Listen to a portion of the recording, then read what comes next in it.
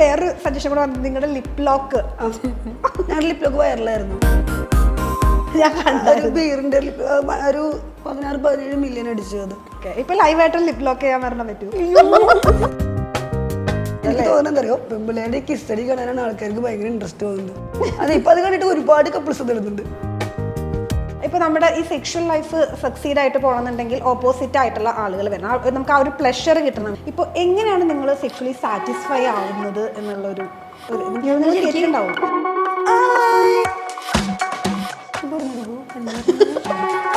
ഇപ്പൊ ബോയ് ആയിട്ട് അങ്ങനത്തെ റിലേഷൻഷിപ്പ് വരാത്തത് കൊണ്ട് മറ്റേ സംഭവം എന്താന്ന് ആൾക്ക് അറിയത്തുമില്ല. ഇല്ല. ഓ ഓക്കെ. കുഞ്ഞു കുട്ടിയായിരുന്നു. ഞാനാണ് എല്ലാം പഠിപ്പിച്ചത്. എല്ലാരും എനിക്ക് പല വീഡിയോസ് കാണുമ്പോൾ നിങ്ങൾ ചോദിക്കാറുണ്ട് പുള്ളിക്കാരത്തേക്ക് മണ്ണും. ഞാൻ വന്ന ടൈമിൽ കൊറേ എനിക്ക് മെസ്സേജ് അഞ്ചു ചേച്ചിക്ക് പുള്ളിക്കാരത്തിന് എടുക്കാൻ പറ്റുമോ? ഇപ്പൊ അവിടെ പഴയ എക്സ് ഗേൾ ഫ്രണ്ട്സുമായിട്ട് ഞങ്ങൾ കാണാറുണ്ട്, ഒരുമിച്ച് എല്ലാരും കമ്പനി കാണാറുണ്ട്, സംസാരിക്കണം, എല്ലാം ചെയ്യാറുണ്ട്, വിളിക്കാറുണ്ട് ഇടയ്ക്ക്. കുറച്ച് പേരൊക്കെ അക്സെപ്റ്റ് ചെയ്തിട്ടുണ്ട്. കുറച്ചുപേർ ഇപ്പോഴും എന്നോട് മിണ്ടാത്ത റിലേറ്റീവ്സ് ഒന്നും എന്നോട് മിണ്ടാതെ 5 വർഷമായിട്ട് മിണ്ടാത്തവരുണ്ട് ഇപ്പോഴും.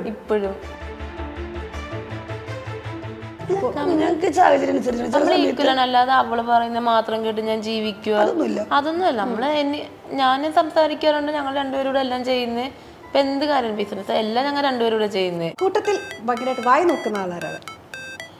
വായി നോക്കുന്ന ആള് അവള് ഇങ്ങനെ പോയി കഴിഞ്ഞാൽ ഈ ലോകത്തെ ആണുങ്ങൾക്കാരും ആമ്പിളാർക്കാരൊന്നും പെണ്ണ് കിട്ടാണ്ടോ? ഇപ്പൊ ഞാൻ പറയട്ടെ, നമുക്ക് സാധാരണ ഇപ്പൊ നമുക്ക് ഓരോരുത്തർക്കും ഓരോ ഇഷ്ടം ഉണ്ടാവും. ഇപ്പൊ എൻ്റെ കാര്യമൊക്കെ പറയുകയാണെന്നുണ്ടെങ്കിൽ എനിക്ക് ഭയങ്കര ഹൈറ്റ് ഉള്ള ആളായിരിക്കണം ഹസ്ബൻഡ്, അങ്ങനെയൊക്കെ ഒരു ഇഷ്ടം ഉണ്ടായിരുന്നു. അപ്പൊ അത് നമ്മുടെ ഓരോരോ ആഗ്രഹം. അപ്പൊ നിങ്ങൾക്ക് നിങ്ങളുടെ പാർട്ട്ണർ എന്ന് പറഞ്ഞാൽ സെയിം സെക്സിലായിരിക്കില്ലേ? അപ്പൊ നിങ്ങൾക്ക് അങ്ങനത്തെ കോൺസെപ്റ്റ്സ് എന്തെങ്കിലും ഉണ്ടോ? എല്ലാരും എനിക്ക് പല വീഡിയോസ് കാണുമ്പോൾ നിങ്ങൾ ചോദിക്കാറുണ്ട് പുള്ളിക്കാരത്തേക്ക് മണ്ണും. ഞാൻ വന്ന ടൈമിൽ കൊറേ എനിക്ക് മെസ്സേജ് വണ്ണാണ്, അഞ്ചു ചേച്ചിക്ക് പുള്ളിക്കാരത്തിന് എടുക്കാൻ പറ്റുമോ? എടുത്ത് വീഡിയോ ചെയ്യണമെന്നില്ലല്ലോ. അതുപോലെ വേറൊരു സജഷൻ കൂടെ വന്നത് നിങ്ങളുടെ ലിപ് ലോക്ക്. ഞങ്ങളുടെ ലിപ് ലോക്ക് വൈറലായിരുന്നു. ഞാൻ കണ്ടൊരു ബീറിന്റെ ഒരു 16-17 മില്യൺ അടിച്ചു. അത് അത്രയൊക്കെ പോയത്. Okay okay. ഇപ്പൊ ലൈവായിട്ട് ലിപ് ലോക്ക് ചെയ്യാൻ വരണം പറ്റൂ. ചുമ്മാ ചോദിച്ചതാ, ജസ്റ്റ് ചുമ്മാ ചോദിച്ചതാ. അല്ലാണ്ട് തന്നെ ഒരു വീഡിയോസ് കൂടെ കാണുന്നുണ്ട്. എന്തിനാണ് ഈ വീഡിയോയിലൂടെ കാണുന്നത്? അല്ലാണ്ട് ഞങ്ങൾ 2-3 ഇട്ടിട്ടുണ്ട്. ഓക്കെ. എനിക്ക് തോന്നുന്നു അങ്ങനത്തെ ഭയങ്കര വ്യൂസ് ഒക്കെ പോകുന്നത്. അതാണ് എനിക്ക് തോന്നുന്നറിയോ, പെമ്പിളേന്റെ കിസ്റ്റഡി കാണാനാണ് ആൾക്കാർക്ക് ഭയങ്കര ഇൻട്രസ്റ്റ് തോന്നുന്നത്. അതെ, ഇപ്പൊ അത് കണ്ടിട്ട് ഒരുപാട് കപ്പിൾസ് എടുക്കുന്നുണ്ട്. പ്രത്യേകിച്ച് നിങ്ങളെ പോലെ അല്ലെങ്കിൽ ലെസ്ബിയൻ അങ്ങനത്തെ കപ്പിൾസ് ഇടുമ്പോഴാണ് കുറച്ചും കൂടി അതിനൊരു റീച്ച് കൂടുന്നത്. അത് കണ്ടിട്ടാണ് ഒരുപാട് ലെസ്ബിയൻ കപ്പിൾസ് ഇപ്പൊ അങ്ങനെ ചെയ്യുന്നുണ്ട്. അവർക്കൊക്കെ നല്ല റീച്ച് കിട്ടുന്നുണ്ടോന്നല്ലേ? ഞങ്ങൾ ചെയ്യണം, ഞങ്ങൾക്ക് മാത്രമേ കിട്ടാറുള്ളൂ. അത് നമ്മള് കാണാൻ ആഗ്രഹിക്കുന്ന ആൾക്കാർ ചെയ്യുമ്പോഴാണ് അതിനൊരു ഇതുള്ളത് അല്ലേ? അങ്ങനെയാണ്.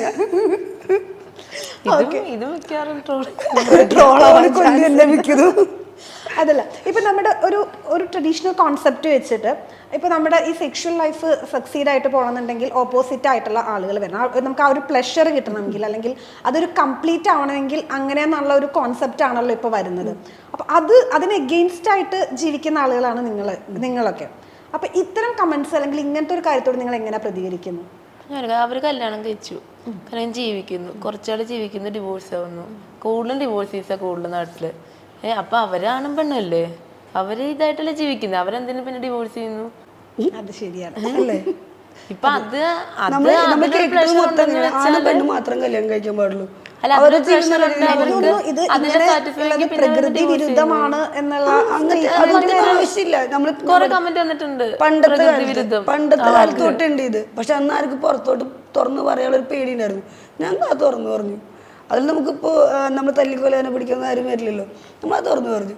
ആണും പെണ്ണായിട്ട് ജീവിച്ച് ഞാൻ എൻ്റെ ലൈഫ് വരെ ഞാൻ കണ്ടിട്ടുള്ളതാണ് എങ്ങനെയാന്നുള്ളത്. അതൊന്നും ഇപ്പോൾ ഞങ്ങൾ സുഖമായിട്ട് ജീവിക്കുന്നു. അതെനിക്ക് കൂടി ഇപ്പോൾ ഒരു 3 മാസം 4 മാസം റിലേഷൻ ഉണ്ടായിരുന്നുള്ളൂ. അതിനിടയ്ക്ക് ഒരു കുട്ടിയായിരുന്നു മാത്രം. എൻ്റെ കുട്ടീനെ പോലും കണ്ടിട്ടില്ല. പക്ഷെ ഞങ്ങളുടെ 5 വർഷമായി. ഓക്കെ. അല്ല, ആ സമയത്ത് ആ ലൈഫിൽ ഹാപ്പി ആയിരുന്നു? ഐ മീൻ ഫിസിക്കൽ റിലേഷനിലൊക്കെ ഹാപ്പി ആയിരുന്നു? അല്ലല്ല, അതൊക്കെ ഒരു നമ്മൾ അഡ്ജസ്റ്റ്, സത്യം പറഞ്ഞാൽ ആ ലൈഫ് എന്ന് പറഞ്ഞാൽ അഡ്ജസ്റ്റ്മെന്റ് ആണ് ശരിക്കും. ആയിരുന്നു. ഇത് അഡ്ജസ്റ്റ്മെന്റ് അല്ല കേട്ടോ, അത് എടുത്തു പറയണം. കാരണം ഇരിക്കുക. ഓക്കെ. ഈ നിങ്ങൾക്ക് ഏറ്റവും കൂടുതൽ ഒരു ലെസ്ബിയൻ കപ്പിൾ എന്നുള്ള രീതിയിൽ ഏറ്റവും കൂടുതൽ നിങ്ങൾക്ക് കേൾക്കുന്ന ചോദ്യം അല്ലെങ്കിൽ ഏറ്റവും കൂടുതൽ നിങ്ങൾക്ക് ഒരു ബുദ്ധിമുട്ട് അനുഭവിക്കുന്നത് എവിടെ അല്ലെങ്കിൽ ഏത് സിറ്റുവേഷനിലാണ്? നിങ്ങളിൽ ആരാണ് ആണ് പെണ്ണ്? അതിപ്പോ ഞാൻ ചോദിച്ചാൽ അല്ല അങ്ങനെയല്ല, അല്ല ആരാ അടുത്ത ആരാണ് ഇപ്പൊ ചേഞ്ച് ആവാൻ പോണേ? ചേച്ചിയാണോ ആവാൻ പോണേ? ഞാനല്ല ആവാൻ പോണേ. എന്നാ പിന്നെ സംഗീത ചേച്ചിയാണോ? സംഗീതയുടെ രൂപം കണ്ട് നിങ്ങൾക്ക് തോന്നുന്നുണ്ടോ ചോദിക്കും ഞാൻ. പിന്നെ എന്നെ കണ്ടല്ലോ തോന്നുക. ഞാനും ആവുന്നില്ല, പുള്ളിക്കാരത്തി ആവുന്നില്ല, ഞങ്ങൾ ഇങ്ങനെ മുന്നോട്ട് പോകണു, അത്രേ ഉള്ളൂ. അല്ല എനിക്കൊന്ന് ഇതുപോലെ ഏതോ ഒരു കപ്പിൾ ഇങ്ങനെ ഒരാൾ മാറാൻ വേണ്ടി റെഡി ചെയ്യാത്ത കഴിഞ്ഞാൽ ആള് മാറി അങ്ങനെ ഒരു സ്റ്റോറി ഉണ്ടല്ലോ. എന്നിട്ട് പകുതി എത്തിയപ്പോഴത്തേനും മറ്റേ പാർട്ട്ണർ വിട്ടിട്ട് പോയി, അങ്ങനത്തെ പ്രശ്നം അറിയില്ല എന്ന് തോന്നുന്നു അല്ലേ? കേട്ടിട്ടേ ഇല്ല. 2-3 പേരുണ്ട് അങ്ങനെ കുറച്ച് പേരുണ്ട്. അപ്പൊ അതുകൊണ്ട് പിന്നെ അറിയാത്ത കാരണം പിന്നെ അങ്ങനെ ഒരു പേടി ഉണ്ടാവില്ല അല്ലേ? ഇതിപ്പോ ഇന്നത് കേട്ടിട്ട് വീട്ടിൽ പോയിട്ടായിരിക്കും ആലോചിക്കുന്നത് അങ്ങനെ ഉണ്ടാവുമെന്ന്. ഇപ്പൊ സാധാരണ നമുക്കൊക്കെയാണെന്ന് വെച്ചാൽ ഇപ്പോൾ ബോയ്സിന്റെ മെസ്സേജ് കുറെ ഇൻബോക്സിലൊക്കെ വരുമ്പോഴായിരിക്കും ഇപ്പൊ നമ്മുടെ പാർട്ട്നേഴ്സ് ഇങ്ങനെ അത് നോക്കുന്നതൊക്കെ. അപ്പൊ നിങ്ങൾ നേരെ തിരിച്ചായിരിക്കും അല്ലെ? ഗേൾസിന്റെ മെസ്സേജ് വരുമ്പോഴായിരിക്കും ഈ ഒരു പൊസസീവ്നെസ്സും ഡൗട്ടും. ഗേൾസ് മാത്രമല്ല ബോയ്സ് മെസ്സേജ് അയക്കും, ഇതൊക്കെ അറിഞ്ഞിട്ട് മെസ്സേജ് അയക്കും. അങ്ങനത്തെ വലിയ സിറ്റുവേഷൻ ഉണ്ടാണ്? കാരണം നിങ്ങൾ ഇത് ആണെന്ന് അറിയാതെ ആമ്പിള്ളേർ ആരെങ്കിലും പുറകെ നടക്കുന്ന? അറിഞ്ഞിട്ട് തന്നെ വരുന്നവരുണ്ട്. കാരണം ഞങ്ങളുടെ 8 to Z വീഡിയോസ് വാച്ച് ചെയ്തിട്ട് വരുന്നവരാണ്. പിന്നെ അവിടെ എന്ത് പറയാ, ഞങ്ങള് കപ്പിൾസ് ആണെന്ന് അറിഞ്ഞിട്ട് ഒന്നെങ്കിൽ ഇവളെ പ്രപ്പോസ് ചെയ്ത് അല്ലെങ്കിൽ എന്നെ പ്രപ്പോസ് ചെയ്ത് എത്രയോ പേരുണ്ട്. സംഗീതം എനിക്ക് തരുമോ, പൊന്നൂനെ എനിക്ക് തരുമോ എന്നൊക്കെ ചോദിച്ചു വരുന്നവരുണ്ട്. അവരോടൊക്കെ എന്താ ഇപ്പൊ തന്നാ മതി, പിന്നെ തന്നാ മതിയോ ചോദിക്കും ഞാൻ, ഇപ്പൊ തന്നെ തരണോ ചോദിക്കും ഞാൻ, അങ്ങനെയൊക്കെ മറുപടി കൊടുക്കും. ഈ അഞ്ജുവിന് ഈ കുറച്ച് ആ ഒരു മസ്കുലർ ആ ഒരു ഇത് ഉണ്ടല്ലോ, കുറച്ചൊരു ആമ്പിള്ളേരുടെ അത് ഇഷ്ടമാണോ? എനിക്ക് രണ്ടും ഇഷ്ടമാണ്. ചുരിദാർ ഇട്ടാലും ഇഷ്ടമാണ് കാണാൻ, ഇങ്ങനെ ഇഷ്ടമാണ് കാണാൻ.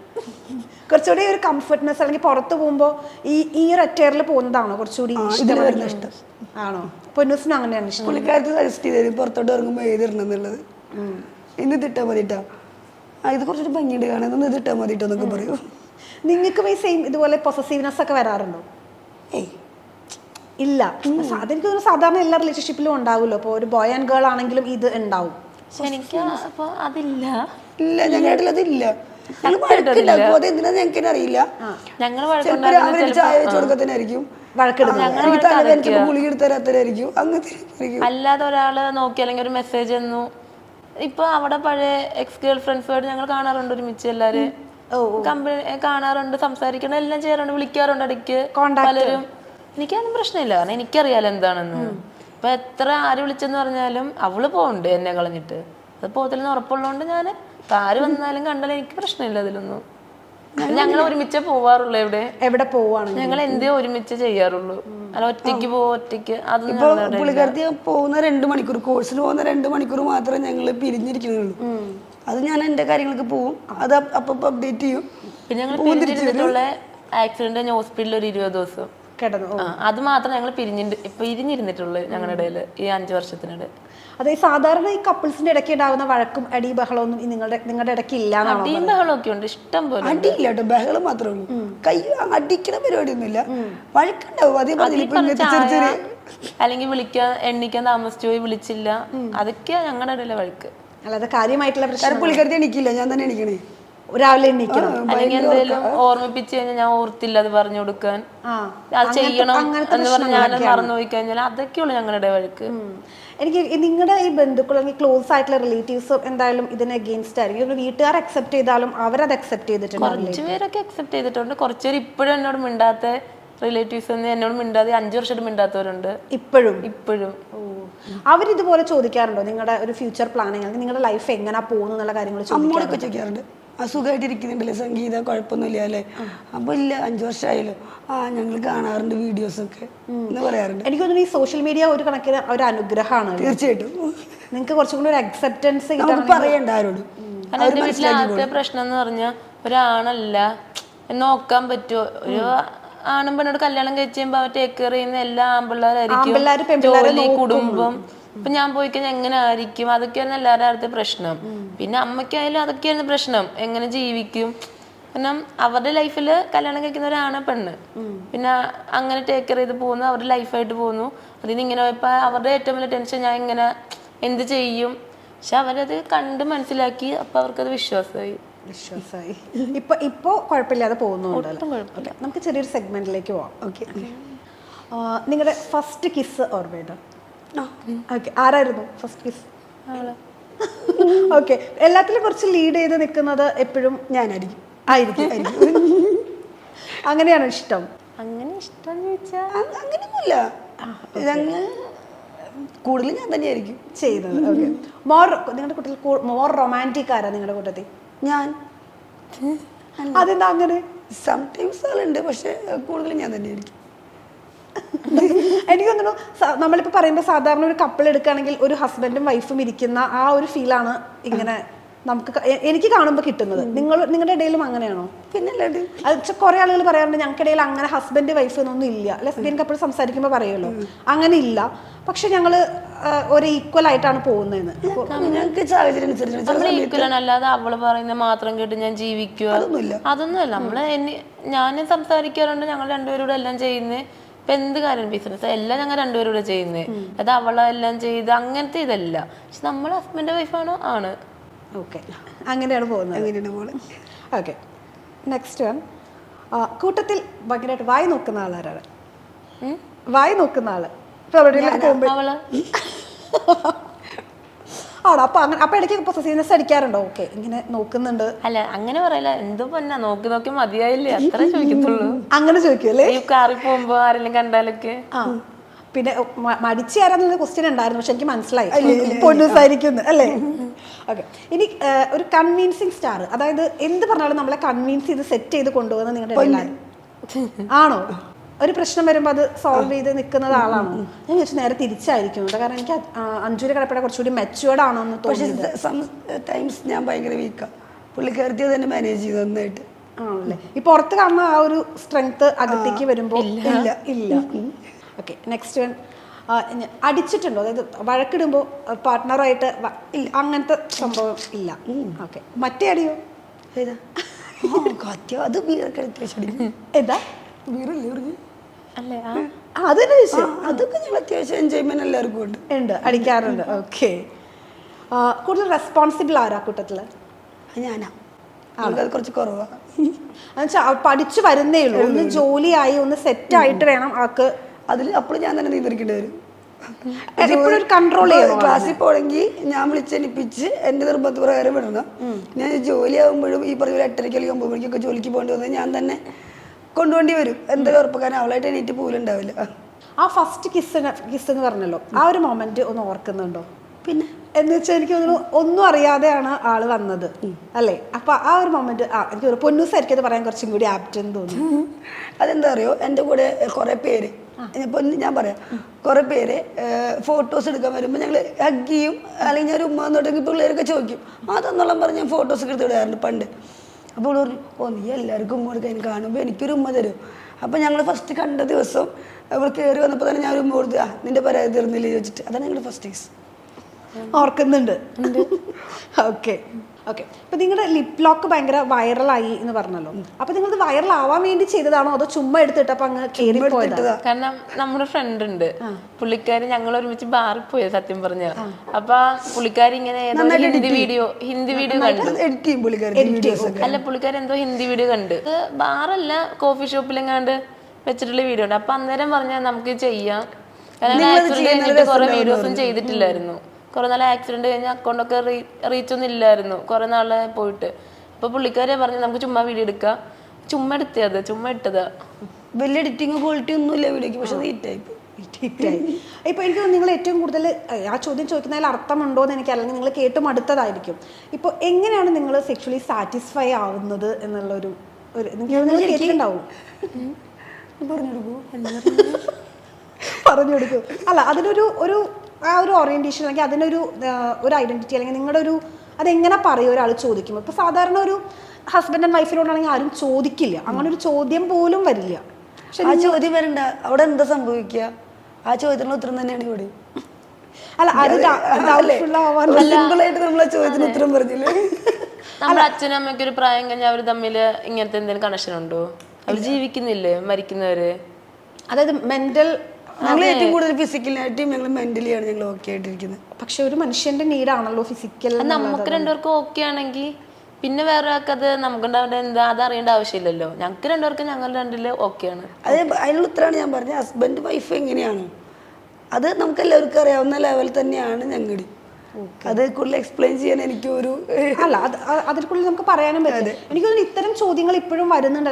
തീർച്ചയായിട്ടും ഇപ്പോഴും വരുന്നുണ്ട്. ഇത്രയൊക്കെ വീഡിയോസ് കണ്ടിട്ട് ഞങ്ങൾക്ക് ഇപ്പോഴും ആ ചോദ്യങ്ങൾ വരുന്നുണ്ട്. അതിന് ആൻസർ ചെയ്യാനും പറ്റില്ല. നമുക്ക് ഇങ്ങനെ നമുക്ക് ലിമിറ്റ് കഴിഞ്ഞാൽ നമുക്ക് ആൻസർ പറയാൻ ഭയങ്കര ബുദ്ധിമുട്ടാണ്. മനസ്സിലായി. പിന്നെ ഞാൻ പറഞ്ഞു ലീഗലി മാരീഡിന്റെ കാര്യം ഒന്നുകൂടെ ചോദിക്കുന്നത് എന്തിനാന്ന് വെച്ചാൽ ഇപ്പോൾ സാധാരണ നമുക്കതൊരു അത് തരുന്ന ഒരു സേഫ്റ്റി ഉണ്ട്. ഇപ്പോൾ ഹസ്ബൻഡ് വൈഫ് എന്ന് പറയുമ്പോൾ അപ്പോൾ നിങ്ങൾ ലീഗലി മാരീഡ് അല്ലല്ലോ ഇപ്പോഴും. അല്ല. അപ്പോൾ അത് ചെയ്യാതിരിക്കുന്നു എന്നുള്ളത് ഇല്ലല്ലോ. മാരേജ് ചെയ്യാൻ പറ്റത്തില്ലല്ലോ. ഇല്ല അല്ലെങ്കിൽ പിന്നെ ട്രാൻസ്മെൻ ആയി അങ്ങനെ പറ്റും തോന്നുന്നു. എനിക്ക് അറിയത്തില്ല അതിനെ പറ്റി. നമുക്ക് ലീഗലി മാരേജ് ചെയ്യാൻ പറ്റത്തില്ല. അല്ല അങ്ങനെ ഒരു ലോ ഉണ്ടല്ലോ, എനിക്ക് എക്സാക്ട്ലി അറിയില്ല കേരളത്തിൽ. അപ്പൊ ഇപ്പൊ ഇവിടെ നടക്കുന്ന കല്യാണമൊക്കെ അവരൊരു സെറിമണി ആയിട്ട് അവര് ചെയ്യുന്നേ ഉള്ളൂ. ലീഗലി വാലിഡിറ്റി ഇല്ല അത്ര. പിന്നെ നോട്ടറി കൊണ്ട് അറ്റസ്റ്റ് ചെയ്തിട്ട് അങ്ങനെ എന്തൊക്കെയോ ഉണ്ടെന്ന് പറയും. നമ്മൾ അതിനെ കുറിച്ച് ആലോചിച്ചിട്ടില്ല, അന്വേഷിച്ചിട്ടില്ല. കാരണം അതൊരു സേഫ്റ്റി ആണല്ലോ നമുക്ക് തരുന്നത്. അപ്പോ ഇപ്പൊ നമുക്ക് ആ ഒരു കോൺസെപ്റ്റിനോട് എത്ര സേഫ്റ്റി എന്ന് പറഞ്ഞാൽ നമ്മൾ തമ്മിൽ ഒരു ഇതില്ലെങ്കിൽ പിന്നെ ബന്ധം പോകത്തില്ലല്ലോ. ഒരു പേപ്പറിൽ ഒരു സൈൻ നിക്കത്തില്ലല്ലോ ഒരു ബന്ധവും. അത് ശരിയാണ്. നമ്മൾ താലി എന്ന് പറഞ്ഞ കാര്യത്തിൽ ഒരു ബന്ധം നിക്കത്തില്ല. അത് നമ്മൾ തമ്മിലുള്ള കണക്ഷനാ. ഞങ്ങൾ ഇതുവരെ താലി ഒന്നും കിട്ടിയിട്ടില്ല കേട്ടോ. ഞങ്ങൾക്ക് വന്നിട്ടില്ല. കുറെ പേര് പറഞ്ഞിട്ടുണ്ട് ഫ്രണ്ട്സിന്റെ ഇടയിലായാലും താലി കിട്ട് കല്യാണം കഴിക്ക്. ഇനിയിപ്പോ അങ്ങനെ താലി കെട്ടുകയാണെങ്കിൽ ആര് കെട്ടും? അല്ലെങ്കിൽ മീൻസ് അങ്ങനെയല്ല. ഇപ്പൊ എല്ലാരും കാണുന്നു ഞാനല്ല, അപ്പൊ അവളെ എന്നെ കെട്ടിക്കോട്ടെ. തിരിച്ചോ? അത് നമ്മുടെ സൗകര്യം അല്ല. അങ്ങനെ ഒരു തോട്ട് വന്നിട്ടുണ്ടോ? അല്ലെങ്കിൽ ഇപ്പൊ കല്യാണം കഴിയണം, താലി ഇടണം, സിന്ദൂരം ഇടണം, അങ്ങനെയൊക്കെയുള്ള ആഗ്രഹമുള്ള പെൺപിള്ളേരൊക്കെ ഉണ്ടായിരുന്നു? ഞങ്ങൾ ലിപ്സ്റ്റിക് കൊണ്ട് സിന്ദൂരൊക്കെ ഞങ്ങൾ വീഡിയോ മാത്രം ചെയ്യാറുണ്ട്. അത് നിങ്ങൾ കുറച്ച് ഇന്റിമേറ്റ് ആയിട്ടുള്ള ഈ വീഡിയോസ് ചെയ്യാറുണ്ടല്ലോ. അപ്പൊ ആ ടൈമിൽ ഒരു കുറച്ച് ക്രിഞ്ചായിട്ട് ആരാ ഫീൽ ചെയ്യുന്നത്? അല്ലെങ്കിൽ കുറച്ച് മടി ആർക്കാം? ഇവൾക്ക് അഭിനയിക്കാൻ ഭയങ്കര മടിയാ. കുറച്ച് ഷൈയാണ് പുള്ളിക്കാരത്തി ഭയങ്കരമായിട്ട്. ഞാനാണെങ്കിൽ നല്ലോണം അഭിനയിക്കുകയും ചെയ്യുന്നതുകൊണ്ട് വലിയ കുഴപ്പമില്ല. നിങ്ങൾ ഇങ്ങനത്തെ ഇന്റിമേറ്റ് വീഡിയോസ് എടുത്ത് നിങ്ങൾ പോസ്റ്റ് ചെയ്യുമ്പോൾ നിങ്ങൾക്ക് ഏറ്റവും കൂടുതൽ കിട്ടുന്ന കമന്റ് എന്താ? ഇങ്ങനെ പോയി കഴിഞ്ഞാൽ ഈ ലോകത്തെ ആണുങ്ങൾക്കാരും ആമ്പിളാർക്കാരൊന്നും ഇപ്പൊ വരുന്ന കമന്റ് ഏറ്റവും കൂടുതൽ നിങ്ങൾ ഇങ്ങനെ തുടങ്ങി കഴിഞ്ഞാൽ ആമ്പിള്ളാരൊക്കെ ചുമ്മാ ഇരിക്കേണ്ടി വരുമെന്ന്. അപ്പൊ പെമ്പിളേരെ മറുപടി കൊടുക്കുന്നുണ്ട്. അത് അവരിഷ്ടം, അവരെന്താ ചെയ്തോട്ടെ എന്നൊക്കെ. അത് അവർ തമ്മിൽ പൊട്ടി വന്നിട്ട്